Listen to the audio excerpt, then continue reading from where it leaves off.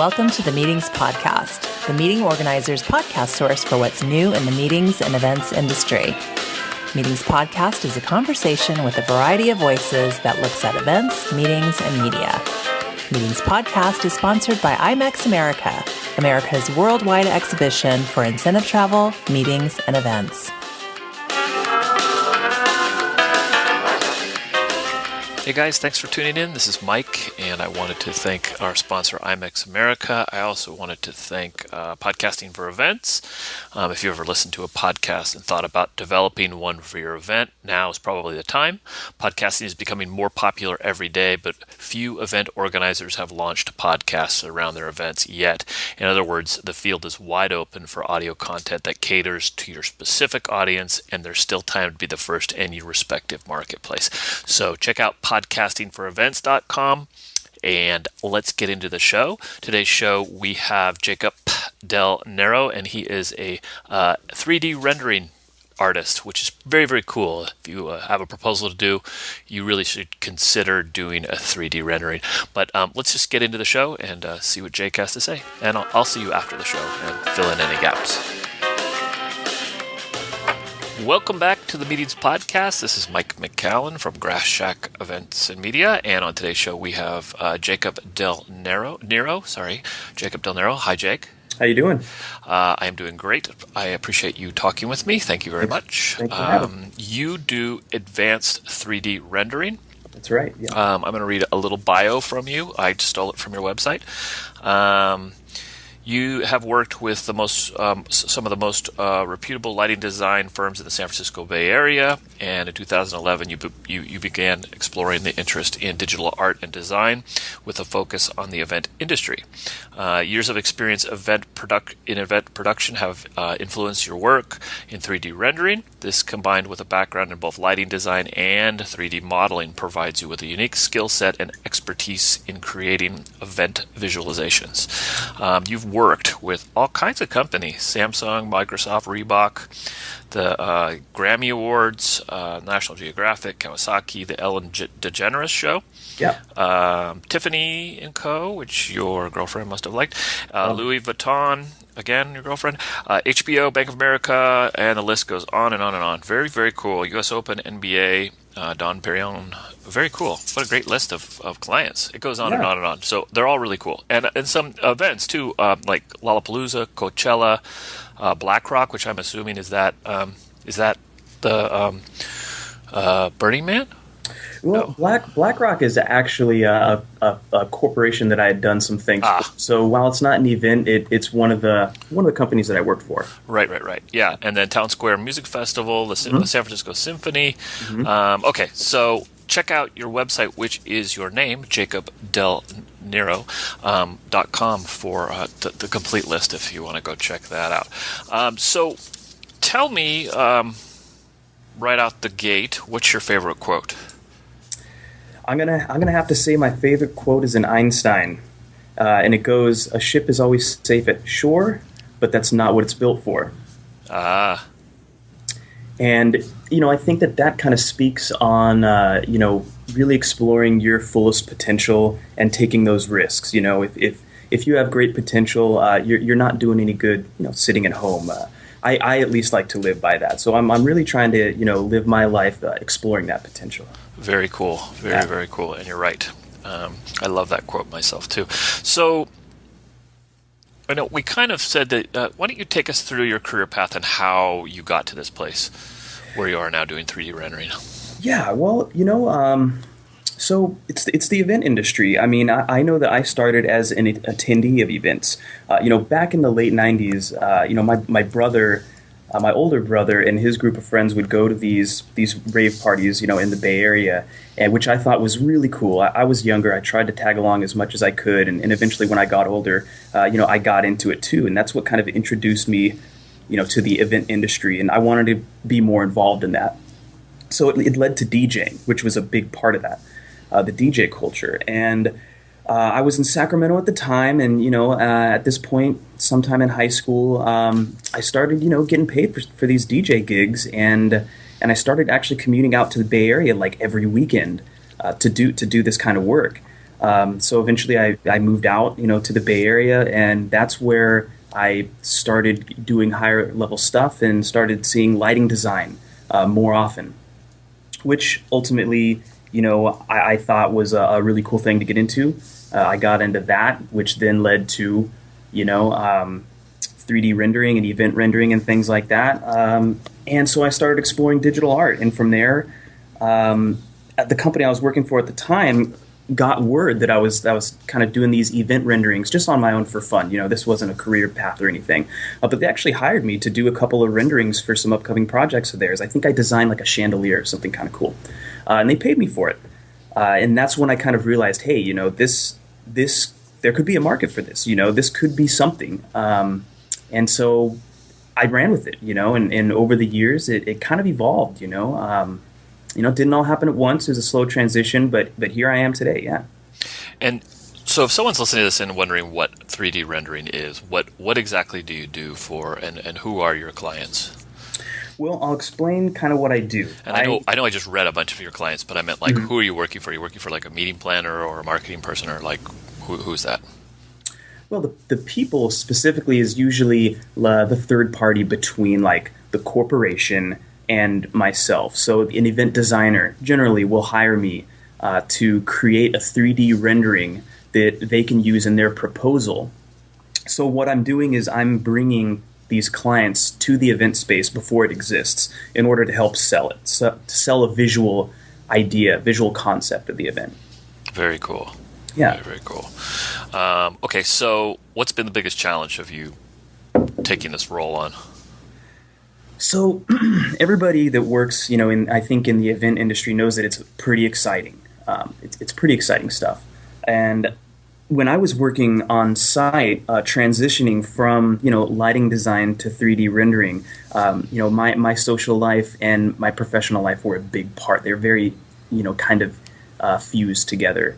And so I think adjusting to the freelance lifestyle of 3D rendering has been, a challenge. It's very different from working on-site at events, because now I have an office where, it's mainly me, working with clients online over the phone, and having to, adjust to that kind of workflow where I'm not, every, Friday, Saturday night at these big exciting events. Now I'm mainly in the office, doing 3D rendering. So that's been a big lifestyle adjustment for me, and I think that's it's had its challenges. Yeah, that's difficult. I know. It's good and bad, huh? Because you like to actually see the fruits of your labor. I do. I love to, and I don't enough. I wish I could more. Occasionally, I do have really great clients who will send me pictures months down the road after the event has taken place, and that's really awesome. You could see some examples of that on my website. They're called Render versus Reality. So when I get one of those, I love to showcase it. Yeah, that's a great idea. Yeah, and because I was thinking of the same thing. I know I've done proposals myself of that, and then do a follow up and send it to them, the client themselves. While we're there, we'll take pictures and see how much it looks the same. Yeah, I mean for doing like case studies and stuff, it's really fun. Yeah, totally. And I really wish that I got to go to more of the actual events. I occasionally get invited to the things I render, but I haven't made it out to one yet. It's tough to fit in. Mm-hmm. And you're based in San Francisco, correct? Yeah, that's right. So was there a moment that you really had like an aha moment that you went, oh yes, this is the right thing? Or has that happened yet? I gotta say that hasn't happened yet. The closest I could get to that is every day I come into work or come home from work.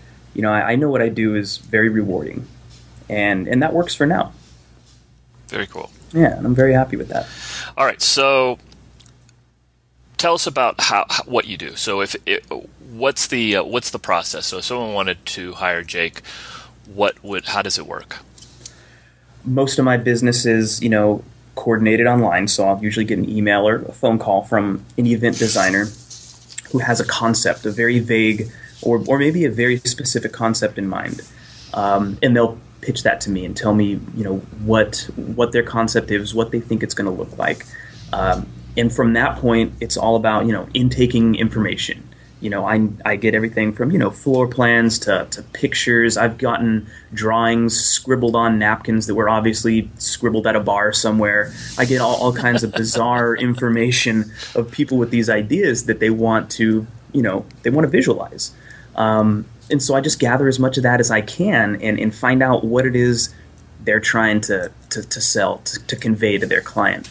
And from there, we usually do, rounds of drafts, and we just bounce their ideas and my renderings back and forth until we get something that looks great and, represents their idea. Very cool. So how do you see this evolving? What do you think the future is going to be like for you and your for 3D rendering? I mean, is all this other stuff going on with does that interest you too, with the whole, immersion stuff that's happening? The virtual reality. It's really cool you bring that up. Oculus Rift and the different virtual realities that are coming out right now. I'm kind of getting more and more questions about that, how that's going to play into the event industry, which I think it definitely will. I see it going that direction, absolutely, and I'd love to get more into that as time goes on. Right now, I don't think it's really made its. I don't really think it's anchored down, I'll say, in the event industry. Mm-hmm. But in terms of my business and where I see it going, that's a really big question. I think a lot of people that start out as freelancers maybe get to a point where they say, well, do I want to continue a freelance operation where it's just me and I have total control over the operation, or do I want to expand and start handing some stuff down to employees? And I really like that idea of expanding and having the capacity to take on more stuff, take on bigger stuff. And I really see that happening, but it's a struggle because my philosophy is what makes, what I do, I think a great thing is that you are working directly with me, and it is just me and the client. And that gives us a really close way of making a great rendering. Yeah. And so, you got to balance. I call it a boutique business where it's small enough to where you're still working with the top people directly, but it's also, it could take on a little bit more than a single person, Yeah, it's interesting with this like Oculus Rift stuff too. It seems like you're actually painting a picture of what it's going to look like, but then eventually they'll have like a whole video that you'll walk in, you'll be the attendee and get the experience, as virtual reality kind of. This Absolutely. Is what we're building, and you'll be building everything, look down to the hors d'oeuvres. Yeah, give it 10 or 15 years and you're going to be eating those digital hors d'oeuvres for sure. That'd be great. I could use eating a little less of regular food. Yeah. So what are you struggling with all of this? Is it personal, professional? Is it what are you running into? What's the struggles? I would say one of the things that I'm dealing with is, as a freelancer, having the ability to take on a high volume, of projects, but still keep the quality level high, because that's important, I think, to any small business. I think that a lot of times people or businesses can bite off maybe more than they can chew, which kind of can compromise the quality. And so I've really been diligent about not just being the yes man and just taking everything that comes in, but really being able to say, hey, I want to keep my quality level really high. So you may have to occasionally turn things down. And that's, you always, as a business owner, feel kind of guilty. I know I do. When you have to turn something down because your schedule is jam-packed, so that's kind of one of the things that's on the forefront for me, Well, that's a good problem. Yeah, it's a good problem to have, exactly. Yeah. All right, so let's ask a couple questions kind of about you. So take us through a typical day. Do you have any kind of morning rituals, food, exercise, regular reading? I ask these questions, it's just so other people can find ways that successful people are driving their own success, basically, through stuff. So... Yeah, just with everybody in the event industry can probably agree, like, no day is the same, and that's what's exciting about it. That's what I love about it. Even kind of on the more office end that I'm on, it's never the same. But the things that do kind of stay as kind of a very regular routine thing, is every morning I'm in the office by 8:30, rain or shine, project or no project, with a cup of coffee, ready to take it on. And that's something that I think I'm pretty rigid about. 8:30 is when I want to be here, and the work kind of ebbs and flows. It fluctuates. So even if I don't have a project, I make it a point to be in my office, at 8:30. And if I don't have a project, I'm gonna do a personal project, or I'm gonna be promoting, or I'll sweep the shop floors. I'll do anything, to stay productive. But 8:30 is kind of my time. Yeah. That's very cool. And do you have any kind of websites that you go to right away to figure out what's going on in the world? Aside from the average, news sites that I kind of check in on, as far as the industry goes, I check in on BizBass occasionally, Event Marketer, and other kinds of publications like that, to kind of see what's going on in the industry. That's probably about what I look into. Yeah. Yeah. BizBash must be a big one for you, because they do a lot of, it seems like they have a lot of good visuals on that site. Yeah, I think that they do. I think they're a great resource. Absolutely. What book is on your Kindle or next to your bed right now? I'm a history nerd. I love history. So most of the stuff I'm going to be reading is going to be history related. Right now I'm on a book called The Golden Spruce. And it's a great story. Just kind of about the logging industry in the early 1800s in North America, and it's really exciting. Huh. Yeah, they did a lot of logging. Yeah, they cut down the best of them, but the big trees out here in California are still standing. We've got redwoods. It's good, Yeah. I lived in Humboldt County for a long time. Used to really work and live up there. Yeah, the trees. I was a fireman up there for a long time, and they had we had some serious fun things go on with trees. Trees getting hit by lightning on the top of them that were like, redwoods, and having to dynamite them to get them to come down, because we couldn't leave it burning down in the woods. Yeah. Wow, that's exciting. Crazy stuff. And the guys who do the dynamiting, they are pretty interesting guys. Missing a lot of fingers, and they look like they're dynamite guys. Well, I figured you'd be missing a few fingers yourself if you're fighting the fires, right? No. I was very safe, Jake. Very safe. Good to hear. So, where's your favorite place to go on vacation?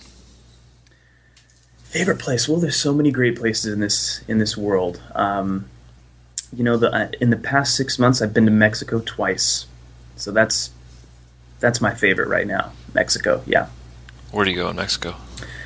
I've been twice, so that's the limit. But the first time I went this past November was Baja. Nice. It was Cabo, San Jose del Cabo, which was amazing. It was incredible. I went out there for spearfishing and freediving, which I'm an avid spearfisherman and freediver. Oh, wow. For those who are interested in fishing, that is the capital of big fish.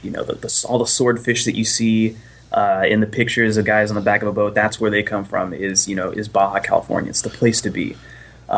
So I did a lot of spearfishing out there for about a week. And I traveled all over Baja doing it, and it was incredible. The second time I went was actually about 4 or 5 weeks ago. I just got back recently. I went to the East Coast. I went to the Mexican Caribbean, the Mayan coast, which was amazing. Nice. Yeah. Very cool. Yeah, very cool place. What book do you gift others, and why do you like that book? I've gift as in, like a birthday gift or something. I just give people, if you read a book that you want to share. Well, I did gift a book recently, and I gifted The Food Lover's Companion. I'm into food. I actually have a background in the food industry. And I also have a sister-in-law who's big into public relations. She works in the public relations sector in the food industry down in LA. So she's really into food, way more so than me. And so, The Food Lover's Companion, it was, when I was working in the food industry, it was kind of the go-to book. You had to have a copy if you took your food seriously, according to the restaurant that I worked at. So So I went out and I got myself a copy, and I keep it on display at my office. Nice. And do you listen to any podcasts? I do. I'm a podcast rookie, I suppose. I kind of skim the surface because I just wish I had more time for podcasts. But right. Of course, This American Life is kind of the staple. And I also found the two seasons of Serial really interesting, and I'm kind of listening to those as they come out too. Pretty fantastic, huh? It's great stuff. Yeah, it's been great for podcasting too. They're so popular. Yeah, that's Sarah Koenig. She's done a great job. So yeah, really cool stuff. Okay. Do you listen to music when you work? I do. I do listen to music. And I've been big into music for a long time. I kind of go through these cycles, every 6 months of switching genres. I'll get really stuck on a genre, and I'll just listen to it in my Pandora, my Spotify, my YouTube playlist will just be full of it. And then I move on to something else. And so, what I've been on lately has been kind of bossa nova, Brazilian jazz, Cuban jazz, different types of Latin jazz. And it's great because when I listen to it at the office, it allows me, to continue working. It doesn't really take up too much focus or concentration. So it's great working music, I found, and I love it. In 6 months, it'll be something completely different. What is your favorite documentary? Oh, favorite documentary. Have you seen Jiro Dreams of Sushi? No, but I've heard of it. I need to see it. Oh, you got to see it. I think it might be on Netflix or something. I thought it was really good. I won't give you any spoilers, but it's really amazing to see somebody who has dedicated so much of their life and so passionately to their craft that it's really he's an inspiring guy. He runs a sushi restaurant. Mm-hmm. In Japan, and that's all I'll say on it because I know you're gonna have to go back. I read a little bit about it. It was like his son's involved with it or something. Like he wants his son to take over it or something. I think there's an element like that. That it's kind of a family run business, and it's incredibly popular. It's the best known sushi restaurant probably in the world. Wow.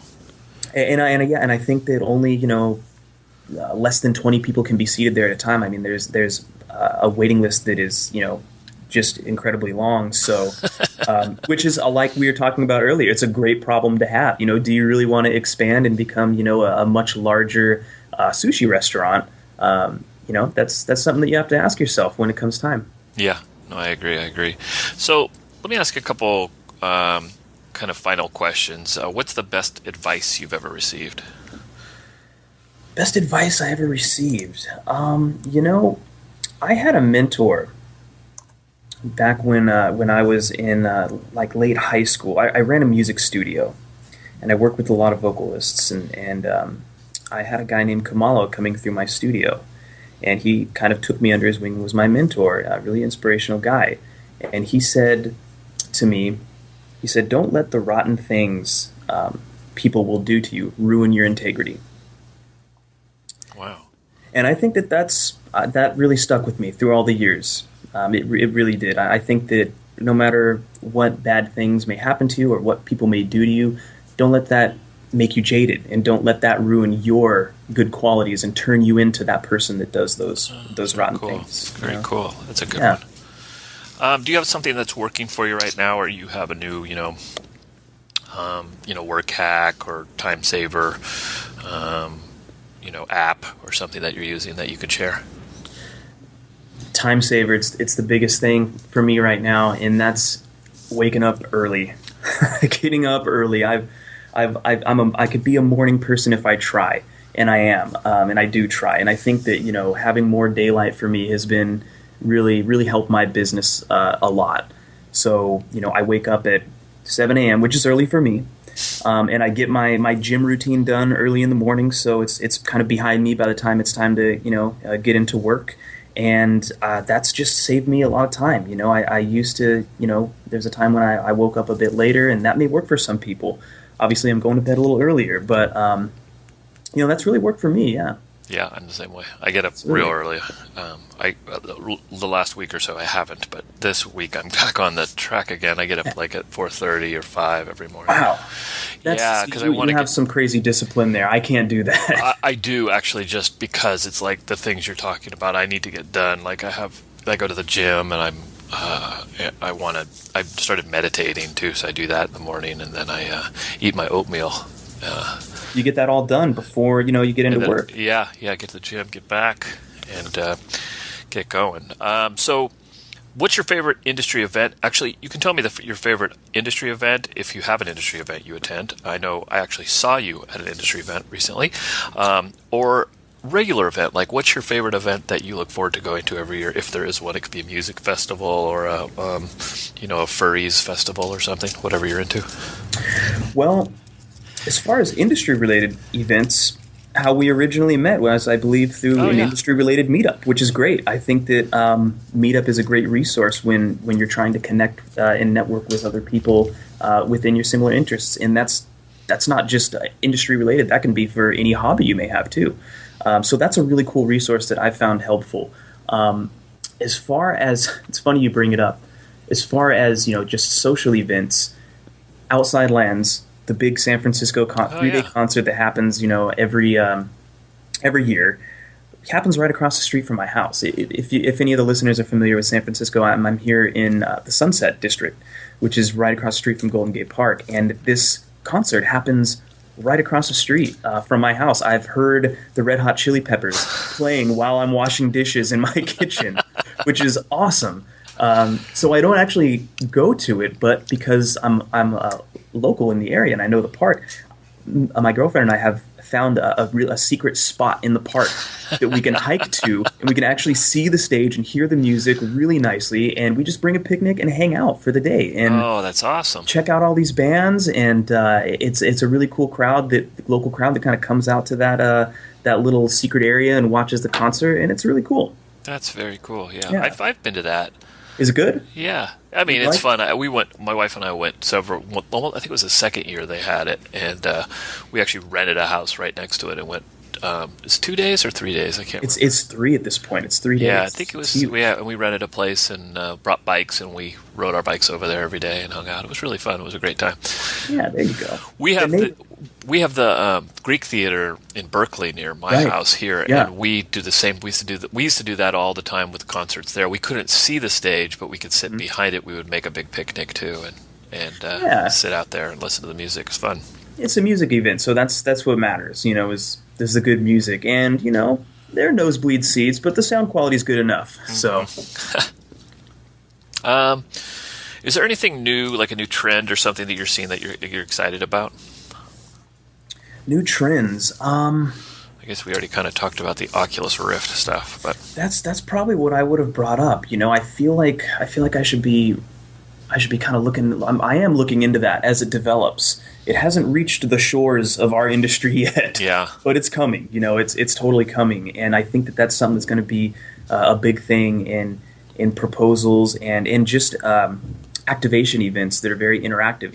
I think virtual reality is kind of that next thing, in my opinion. Yeah, they had a big.